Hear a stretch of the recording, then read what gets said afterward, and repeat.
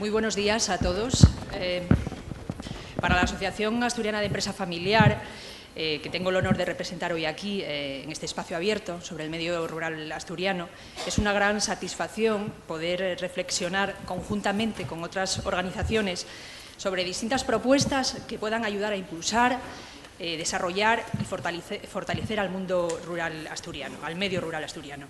Igualmente, nuestra presencia y participación en esta convocatoria de la Red Asturiana de Desarrollo Rural es absolutamente obligada por distintas razones.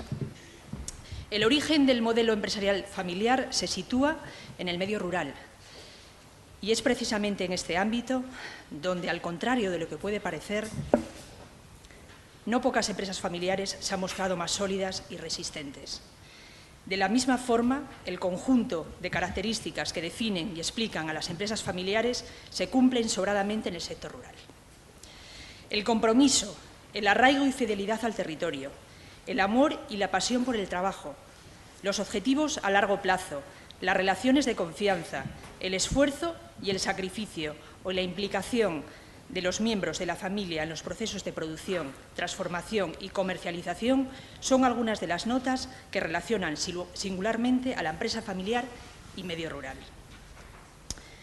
Desde la Asociación de Empresa Familiar manifestamos públicamente nuestra convicción y nuestro anhelo de que el sector primario rural reciba el mismo trato y consideración que el sector secundario industrial o el sector terciario. Constatamos que hasta la fecha no ha sido así, muy especialmente en las últimas décadas, por razones demográficas, sociopolíticas, económicas o de interés partidista. La recuperación de nuestra identidad colectiva como territorio rural pasa por posicionar al mundo rural en el lugar que le corresponde. Asturias es inequívocamente un territorio rural y así se acredita a lo largo y ancho de sus 11 comarcas rurales. Para ello se precisa, entre otras medidas, potenciar el medio rural como salida a la situación socioeconómica actual, consiguiendo promocionar iniciativas que salvaguarden y protejan la producción de variedades tradicionales a través de la formación y tecnificación de desempleados de otros sectores. Asimismo, deben de impulsarse, más si cabe, campañas de promoción de los productos autóctonos al objeto de garantizar su conocimiento y su consumo. Todo ello sin olvidar el desarrollo de figuras de protección, como la declaración de origen protegido o indicación geográfica protegida, que aportan un importante valor añadido, posibilitando la rentabilidad y pervivencia de las economías rurales. La Administración debe garantizar que el medio rural pueda competir en condiciones de igualdad. Cuando, como es el caso, existe un desequilibrio tan brutal entre los pequeños productores y los grandes comercializadores, no es posible garantizar la igualdad y, por tanto, el resultado es injusto. Impedir que estas situaciones se produzcan debiera ser una prioridad para la Administración y una obligación inexcusable. Si consiguiéramos vencer estos desajustes, sería más factible superar y dejar atrás definitivamente el paternalismo y el tutelaje al que se ha visto sometido el medio rural. Lo que desea, lo que quiere el medio rural no es otra cosa que poder competir en condiciones de igualdad y ser rentable. En muchos casos, determinadas ayudas pueden ocasionar desde un exceso de burocracia hasta un paralizante acomodamiento.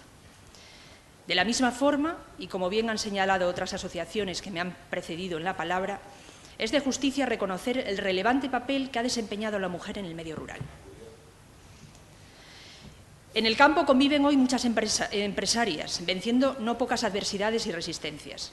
Ellas han conseguido llevar adelante las explotaciones ganaderas y las caserías con gran coraje y sacrificio, haciendo de su trabajo diario un ejemplo extraordinario para las nuevas generaciones. Este esfuerzo de la mujer que desarrolla su actividad en el medio rural debe ser reconocido social y legalmente. A las Administraciones, como afirmaba con anterioridad, les corresponde garantizar que el medio rural asturiano pueda competir en condiciones de igualdad y que no se vea penalizado, además, por una política impositiva elevadísima en materia de sucesiones y donaciones y que no se incentiva la reinversión. Sin embargo, El desarrollo de los territorios rurales es una tarea que no solo compete a las administraciones o a los grupos de desarrollo rural, sino que atañe al conjunto de la sociedad, de la que forma parte fundamental todo el tejido asociativo, tan necesario por su capacidad para liderar iniciativas y aunar voluntades. Julia, termino. Sí. La unidad de las instituciones y de las distintas asociaciones en torno a los objetivos comunes como estos son una garantía de éxito y prosperidad para Asturias. Desde AEFAS queremos felicitar a la Red Asturiana de Desarrollo Rural, a Belarmino Fernández, su presidente, así como a la Junta Directiva, por esta iniciativa que seguro ayudará a la elaboración de estrategias y la puesta en marcha de medidas necesarias. Esperamos y deseamos que el conjunto de las aportaciones y reflexiones de todos sirvan de guía o brújula, Julia, para el camino que deben recorrer. Lo siento mucho, pero son 5